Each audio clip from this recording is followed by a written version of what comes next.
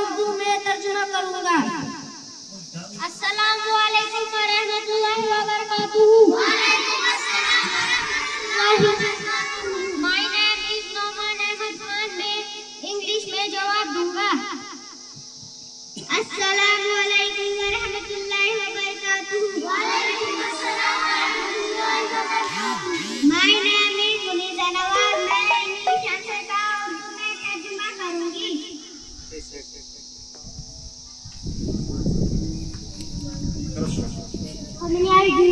आपकी कितनी आंखें हैं? मेरी 2 आंखें हैं। आप अपनी आंख से क्या करते हो? मैं अपनी आंखों से देखती हूँ। आप कैसे सुनते हो? मैं अपने कानों से सुनती हूँ। आप कैसे सुनते हो? मैं अपनी नाक से सुनती हूँ। How do you taste? आप जायका कैसे लेते हो? मैं अपनी जुबान से जायका लेती हूँ।